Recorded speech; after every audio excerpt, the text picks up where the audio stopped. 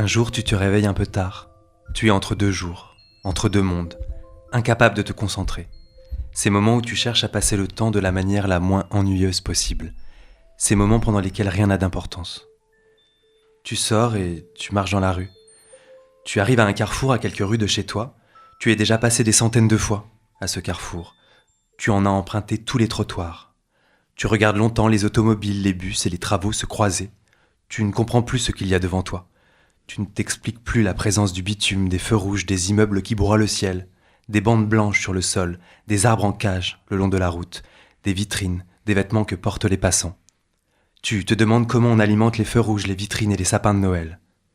Tu t'imagines une grande machine en fer, loin de toi. Il y a maintenant un si grand fossé entre toi et le reste des humains. Tu as la sensation que la moindre petite chose est fausse ou inaudible, que tu as grandi il y a plusieurs dizaines de milliers d'années et que l'on t'a envoyé ici, au milieu de ce carrefour. Tout devient agressif, puant, bruyant. Tu vois en quelques heures la civilisation envahir les plaines et les forêts.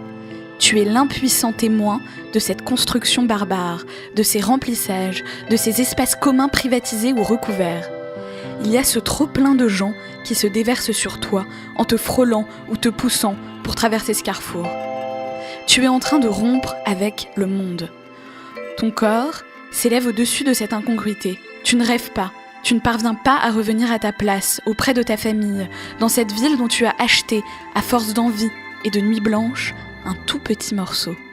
Ce tout petit bout de béton qui te rend fier et te donne un statut. Tu as bataillé pour en être, pour t'adapter aux règles. Tu as combattu toutes les marches pour entrer dans la foule et t'y sentir au chaud. Tu as donné à ceux qui se trouvent encore sur le sol un bataillon qui prendra 5 fois ta relève. Parce qu'il reste des endroits à conquérir, des routes à construire, des espèces à dominer, des radiations à produire. Tu as accumulé tant de peur pour en arriver là. Tu ne peux pas faire mieux. Tu ne mérites pas de ne plus comprendre. Tu ne mérites pas d'être tenu à l'écart. Tu as trop souffert pour ne pas être au moins le plus banal de cela. Tu te forces pour penser comme les jours précédents, pour te dire que tout cela est normal, qu'il faut construire des banques, des boutiques de fringues et des centrales nucléaires, que la fumée des pots d'échappement n'est qu'un maillon obligatoire de ton putain de confort. Tu te stabilises dans le ciel, le combat qui se mène dans ton corps est celui du construit et du naturel. Il y a cette idée de l'emprunt et de l'acquis, de ton pas sur le travail des autres, de ton regard sur les pavés qui t'éloignent de la terre. Et tu te rends compte que tu as alimenté à chaque seconde cette course folle à la propriété, à l'asservissement des herbes hautes, à la conquête des espaces. On a dû construire des couches de macadam pour que ta descendance court vers les écoles et les églises. On a dû fendre les jungles pour leur donner la place de se reproduire, de cracher autour d'eux et de regarder les étoiles. Ils construiront à leur tour des belvédères et des mariages. Ils répéteront aussi les rituels nés des couteaux et de la fumée. Ils s'arracheront des dents pour y planter des morceaux de carrelage. Ils s'essuieront le palais avec des pizzas trop chaudes et des fourchettes construites avec des bouts de sous-sol. Tu as perdu la bataille du temps. Tu as perdu la bataille du temps, celle qui te fait devenir plus responsable et moins conscient. Tu es toujours à ce carrefour, à quelques rues de chez toi, les pieds dans le macadam. Cette sensation qui surgit quand les icebergs fondent, cette sensation qui surgit quand une centrale nucléaire explose, cette stupéfaction que tu as devant le géocide en cours. Bonsoir à toutes, bonsoir à tous. Bonsoir. Vous êtes sur 94.8 et vous écoutez Les Yeux Fermés. Je suis Déborah Gutmann et avec nous ce soir, le collectif des rédacteurs et comédiens. Antoine Erali et Xavier Prieur, avec qui j'ai réalisé cette émission, Rana Rosenblum, Gaël Camilindi, Léa Tayeb, Tadeo Cohen et Claudius Pan, qui est aussi le compositeur de notre bande sonore. Je vous rappelle les règles du jeu de cette nouvelle saison.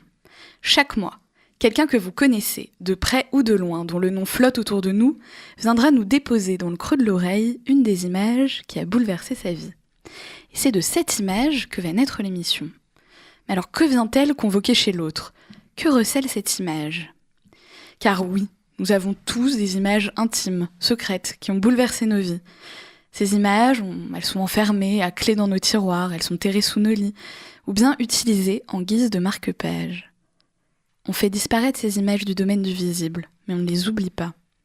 C'est la nuit, et l'image de nos désirs fous nous hante. Alors pour ce second épisode de la saison, C'est la chorégraphe et metteuse en scène Fia Ménard que nous avons rencontrée. C'était un dimanche, il était 18h. Fermez les yeux, Fia Ménard nous raconte son image. Alors donc on est devant une photo de Igor Kostin. Cette photo est prise pendant la lutte des liquidateurs pour essayer d'arrêter le feu du réacteur de Tchernobyl. Ils ajustent sur eux des tabliers qui sont des tabliers en plomb, des lunettes qui sont, on peut s'apercevoir, complètement dépareillées. On a plutôt l'impression d'une sorte de préparation à un carnaval, où on aurait fait une récupération de matériel chez Emmaüs. Ça évoque aussi, pour moi, à ce moment-là, la question d'un combat avec l'invisible. Il n'y a qu'un seul visage. Tous les autres sont masqués. Et le seul visage est un homme dont on sent une sorte de presque profonde pensée. C'est-à-dire il n'a pas les yeux ouverts, il a les yeux fermés. Il a le visage plutôt vers le bas, comme on aurait une pensée assez profonde en fait. C'est un acte genré. Les liquidateurs étaient des hommes. On n'a pas envoyé les femmes. On a envoyé les hommes. On a envoyé en se disant, c'est les hommes les plus forts, c'est eux qui vont sauver la nation. On se dit, l'absence des femmes, pourquoi ? L'ennemi, ce que je veux dire, c'est que vous n'êtes pas sous le feu, vous montiez sur le toit, vous aviez une pelle, vous preniez un morceau de graphite et vous alliez le jeter dans le vide en dessous. En moins de 40 secondes. Un homme ou une femme peuvent faire cet exercice sans la moindre difficulté. Il n'y a pas de risque de se prendre une balle. De courir. Les 45 secondes sont vécues de la même manière pour un homme ou une femme. Ce sont les victimes du pouvoir. Et en même temps, on leur prête la force.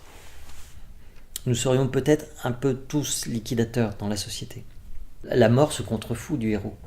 Ça n'avait rien, aucun sens. Ça n'a pas d'autre sens que du cadavre qui a pourri sur place.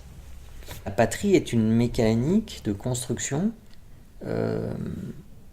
pour faire croire que finalement on meurt en héros. Mais non, personne meurt en héros. Tout le monde finit dans cette terre, dans cette bouillasse, et rejoint un espace cosmique. Il n'y a pas plus que ça. Alors bon, en tant que metteuse en scène, je vous dirais qu'il y a une mise en scène absolument fantastique.